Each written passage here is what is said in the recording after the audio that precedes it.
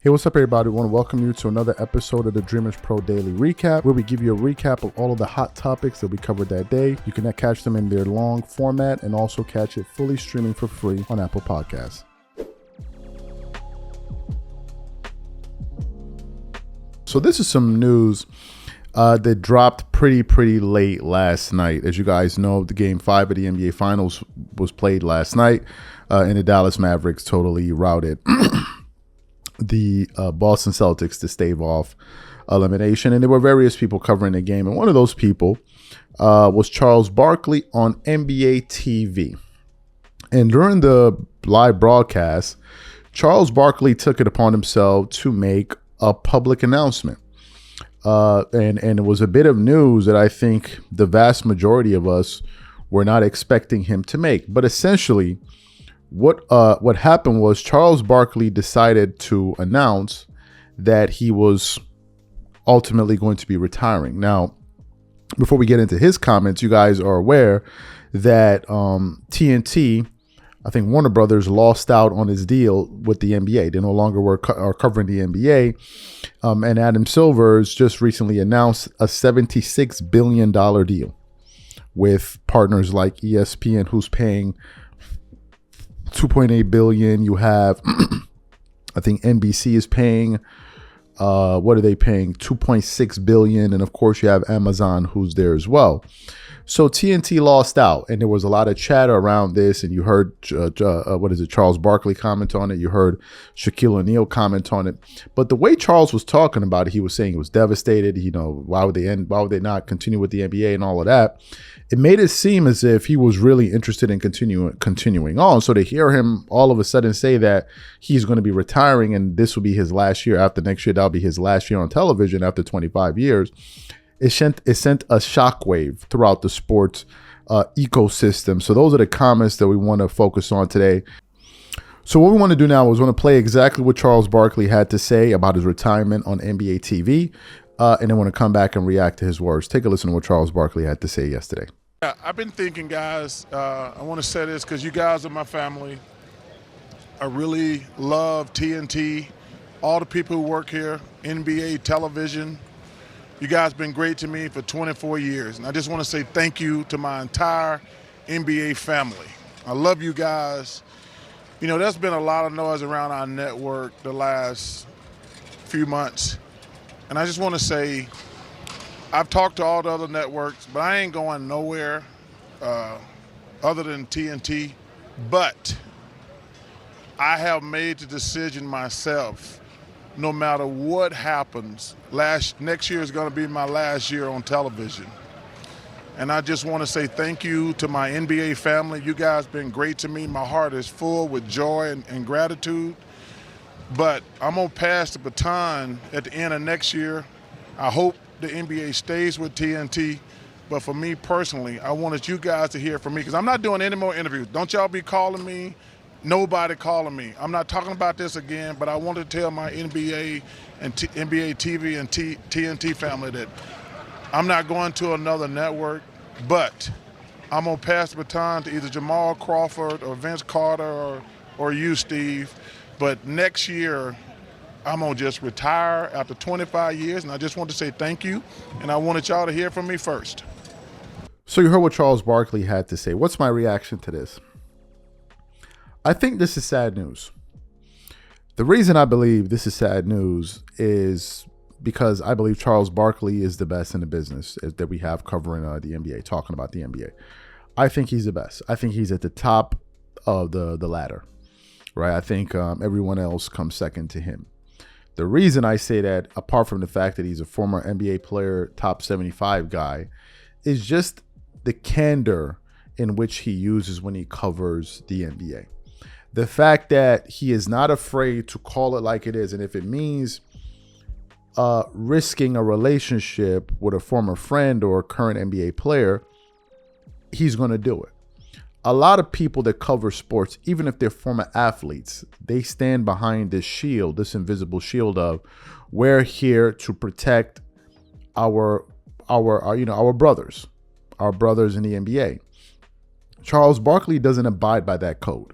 He abides by, I'm going to tell the audience what I really think. And just because a particular player is my friend or I'm friendly with him or whatever, I like a particular guy, if he goes out there and has a bad performance, I'm going to call him out, regardless of our relationship. And it's cost him relationships. You can think of none bigger than the relationship that he had with Michael Jordan, where he gave his honest take on the job that Michael Jordan was doing as the former governor of the Charlotte Hornets and the people that he had around him. Michael Jordan didn't appreciate what he said, and Charles Barkley has later gone on to say that he regrets that they're no longer friends. But in that moment, you got to call it like it is. You know, he's had back and few spats with Kevin Durant, with LeBron James, with the late Kobe Bryant, right? But I think that's what makes him who he is, because most of these guys are not willing to do that. They're going to go up there and protect each other, right? And I can understand that. I can understand their thinking behind that, because they're like, well, that's what people in the media do. And to a certain extent, they are correct, because there's certain guys in media for years who refuse to call each other out by name. They have no problem calling out athletes. But Charles Barkley, I believe that's the thing that sets him apart. Then, of course, you have his other attributes, which is just his humor. Charles Barkley is flat out hilarious. He's the funniest guy we got in sport. I mean, Shannon Sharp is up there, but Charles Barkley is hilarious.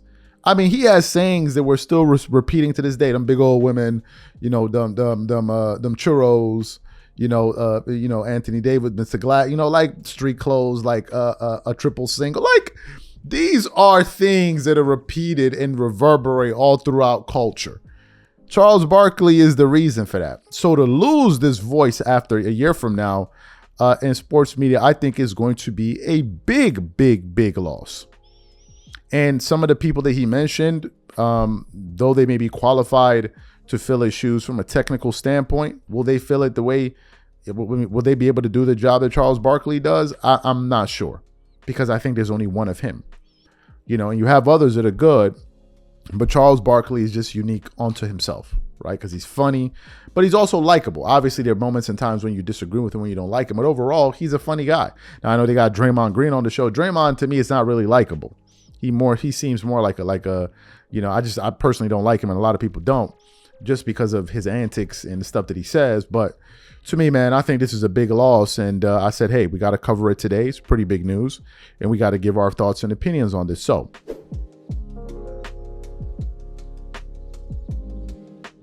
one of the more recent debates surrounding the WNBA has been the conversation on that took place, the debate really that took place on ESPN First Take about a week or so ago between Stephen A. Smith and Monica McNutt. One of the precincts of their argument, one of the core precincts of their argument was they didn't like the word that was being used in terms of jealousy, attributing it to some of the other players towards Caitlin Clark, because we're talking about discussing that foul. And they were saying that, you know, they're just being competitive. Stephen A. Smith's point was, look, Caitlin Clark, Angel Reese, these ladies are the ones that are bringing in all of the attention. And as a result of all of this attention they're bringing, is going to lift the entire WNBA, because of more viewership, more attention, people buying paraphernalia and all of that stuff. Salaries are going to be increased, which is something that you guys have been complaining about for years. But then we got into the other aspect of it where they were like, no, we don't look, there's certain language that you have to use when you're covering the WNBA. You can't use this word. You got to use these words. And now some of the women in sports were now trying to curtail how men cover sports. First, they were complaining that men were not talking about it. Then men started talking about it like, no, okay, now you need to talk about it this way. And at a certain point, I think earlier this week, I said, you know what? I'm tired. I'm tired already. I'm exhausted already.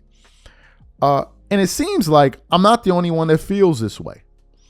I tuned into a segment recently from Gilbert Arenas and these guys, and they were discussing this very issue. In the onset of this audio, they were going over the new stats and figures in terms of the growth of the WNBA. After they then listed all of this growth, Gilbert Arenas essentially said, look, man, what do you want me to say? Why do I even need to celebrate it? Because every time I open my mouth, I'm being told it's the wrong thing to say. These people are fighting me. So he's like, why are we even celebrating at this point? And I was like, he brings up a point that I think a lot of people are talking about, but very few have the balls to go on national television and actually say it. But they said it on Gil's Arena. Not just him, but as well Rashad McCann. So what we want to do now is we want to play bits and pieces. We're going to put it all together for you guys to hear some of what Gilbert Arenas had to say, hear some of what Rashad McCann's had to say, and then we're going to come back and give you guys our thoughts. Take a listen to these gentlemen here. So WNBA released a report recently. Numbers are beyond impressive. Attendance is up 156% from last year, and more than half of all WNBA games this year have been sellouts. This year's televised games are averaging 1.32 million viewers, nearly triple last season's average of 462,000. Continuing, the WNBA's online merchandise stores already set a single season sales record with more than 4 months left in the season, and sales are up 756% compared to last year.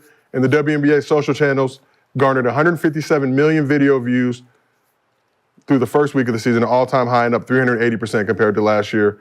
The WNBA also set an all-time high for League Pass subscriptions last month with a 355% increase versus last season.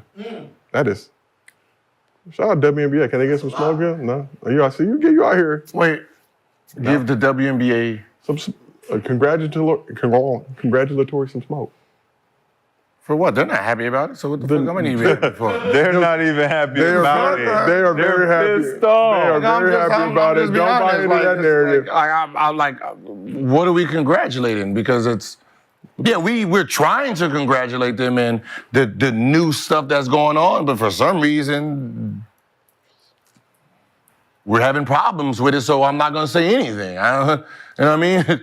Right? So when we're trying to sit here and clap for the success, why should we clap or why are we clapping if they're not embracing it? Facts. And they want to keep bumping their head. They want to keep trying to shut the door. Like, she don't deserve this. She don't need to do this. Well, that sound like Cool. Sound like a relationship. But it's like this. The one thing that we're talking about, does she deserve to be on the team? The answer is no.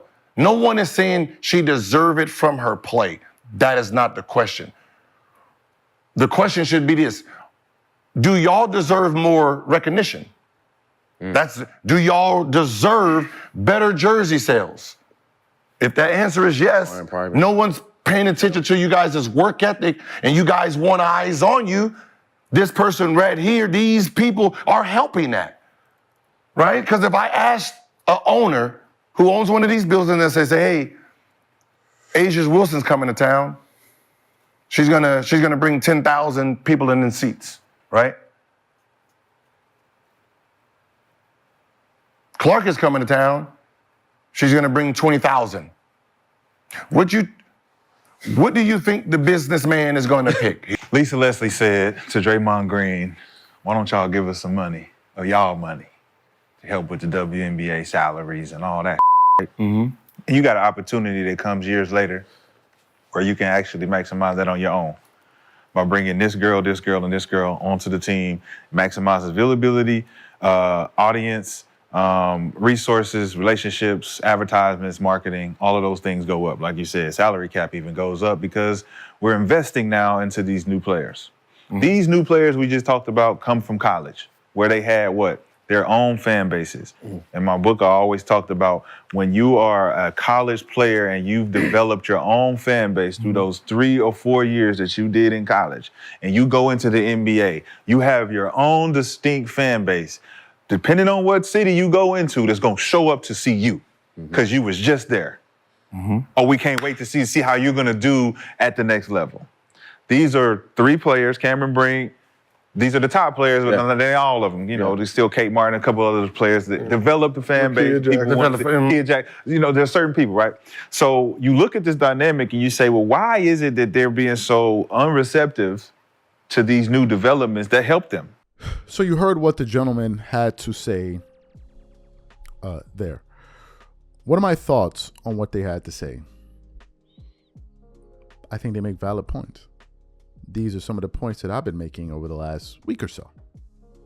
These are the exact same points. When I was listening to the Dan Le Batard show go up there and he was trying to scold men for doing a bad job covering the WNBA. And I'm like, what's this bad job that they're doing? No one could actually pinpoint when he said a bad job. What's the bad job specifically? No one sat up in that studio and said, but okay, excuse me, I'm really dumb, so you're going to have to break it down to me. Can you give me an example of what you mean by a bad job that men are doing, please? No one said it, which means that to me it was a pandering move. And I was stunned to see that in a room full of people, there were no varying opinions. Like, it was just, everyone was in lockstep within that room. That's surprising to me. To me, look, there's a lot of attention surrounding the WNBA. The fact of the matter is the following. Caitlin Clark, Angel Reese, and some others are moving the needle. They are bringing in new eyeballs. Ultimately, this is what they want. If you listen carefully, they brought up the example of when they were asked Draymond Green, maybe y'all give some of y'all, and Draymond Green got upset. He's like, what do you mean give us some? I don't understand. I'm lost. And now you find yourself in a situation in which you can finally generate some serious revenue for your league moving forward. And there's all of this resistance. At the end of Stephen A. Smith and Monica McNutt's back and forth, she says, Stephen A. Smith, you could have been covering the league 3 years ago. Nobody sat up there and said there was nothing to cover. But now that it's being covered and we're trying to shine a light on it, they're like, oh, no, you're doing it wrong. You can't use words like jealousy in the WNBA. That's absolutely offensive. Meanwhile, they use it all the time when they're referring to men's sports and men in the NBA. And I never saw this outcry. When did words all of a sudden become so important? When they were calling Russell Westbrook a blood-sucking vampire. No one said a mumbling word. But now all of a sudden we need to be desensitized to words. And by them putting all of these restrictions, what they don't understand is that they're beginning to turn off some people. Because they're like, I'm tired already. What's up with all of these rules and regulations? I need to do this. I need to do that. You don't need to do it like this. You don't need to do it like, we're tired.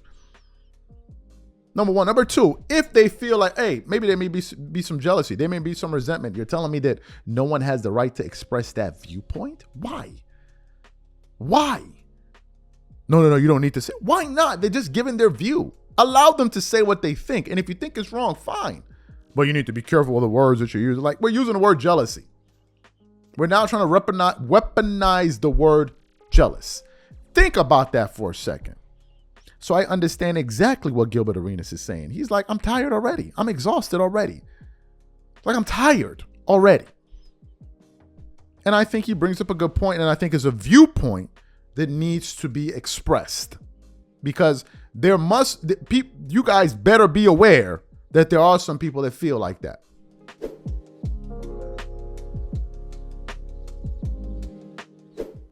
As you guys may be aware, Laker legend, the logo, arguably the greatest general manager in the history of the NBA, Jerry West just passed away.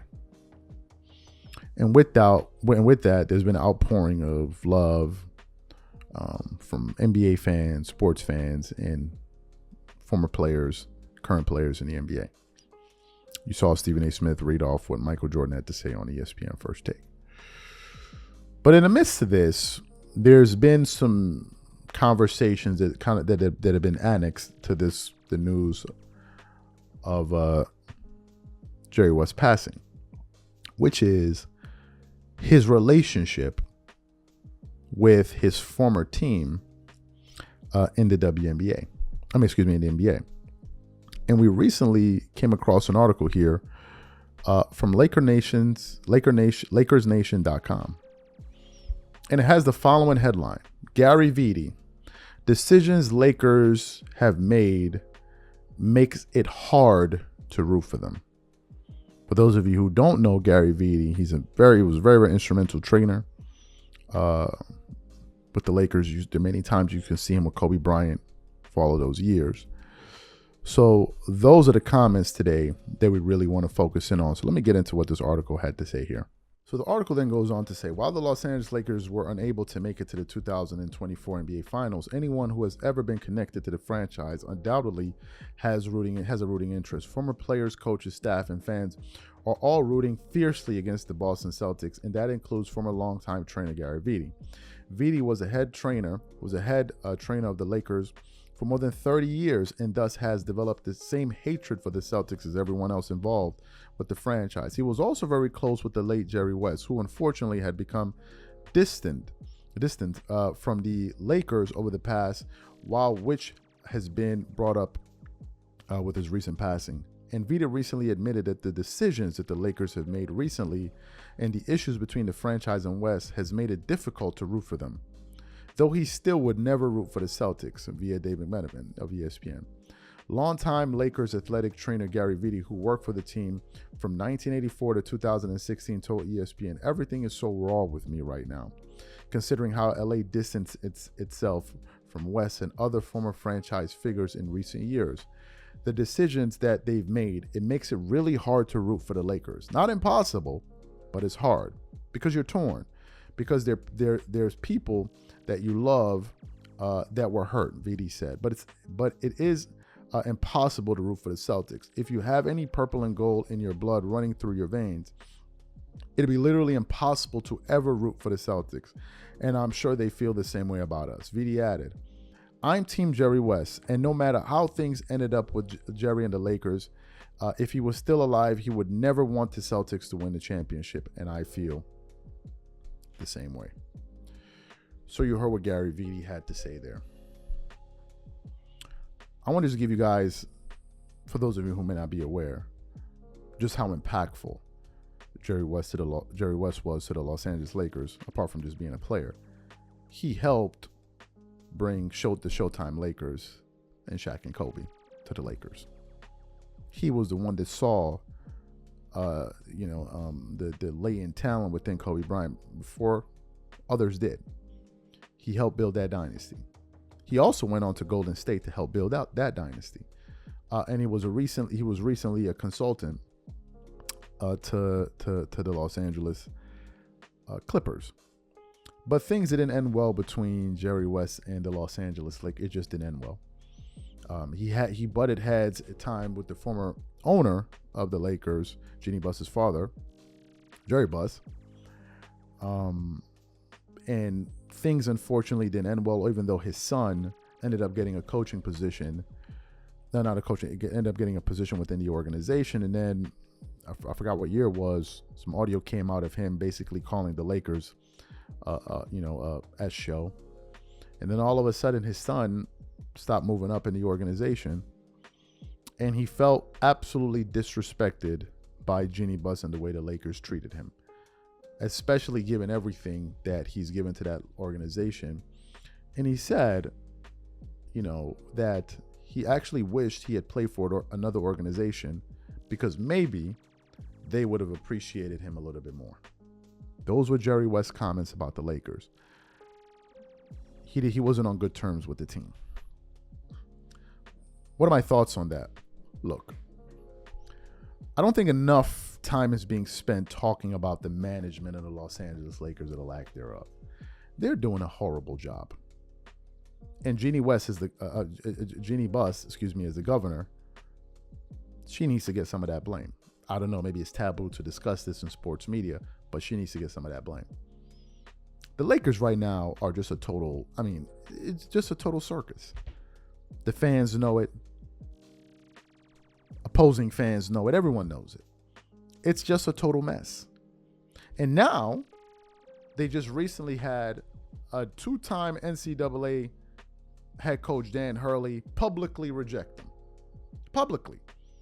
We're also hearing rumors and murmurs that they're considering to draft Bronny James. Listen, if the Lakers draft Bronny James, you should know that the Lakers are not a serious organization. They're not serious. Because no one looking at the landscape of the Lakers as a team, looking at how they are as a team, and if you're looking to add talent, no one with any sense would say, hey, you know what, we need a player like Bronny. No one would say that. They're doing that to appease LeBron James. Something, by the way, that a lot of Laker fans, real Laker fans, cannot understand. There's a serious group of Laker fans out there that do not want LeBron James on the Lakers. They wish he would just leave the team. And when they hear things like Jeannie Buss say, oh, I'm going to do everything in my power. My number one priority is to make LeBron James happy. They're like, what are you even talking about right now?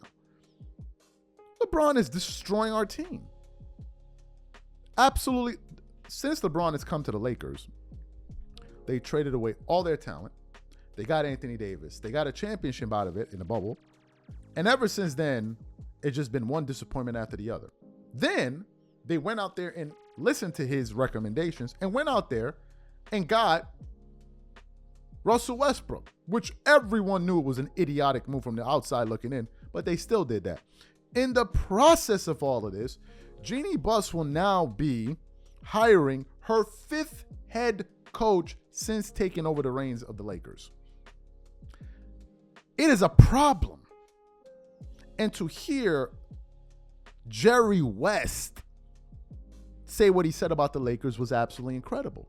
He also said he was incredibly offended after she left him off of the top 5 Lakers in NBA history. You can't be serious. I think she listed. No, I don't think she listed LeBron. I don't think she did that. No, I don't want to believe. Let me just see. I don't think she did that. Jeannie Buss, top 5 Lakers. I don't think she did that. I don't think she would say something that ridiculous. Did she say that? Oh, she did. She did. Jeannie Buss's top 5 Lakers are Kobe Bryant, Kareem Abdul-Jabbar, LeBron James, Magic Johnson, and Phil Jackson. How do you have LeBron James as a top 5 Laker over Jerry West? That right there explains everything you need to know about the problems that the Lakers have. It's internal. You leave off Jerry West, who helped bring Showtime, who helped facilitate the Shaq and Kobe era. You leave him off, and you bring LeBron James. Explain why LeBron James would be one of your top 5. Explain. Based off of what? These are the Lakers for you. That's Jeannie Buss for you. That's the management. Laker fans, I wouldn't expect anything positive coming from the Lakers as long as this continues like this. And to have Jerry West say what he said, those are damning comments.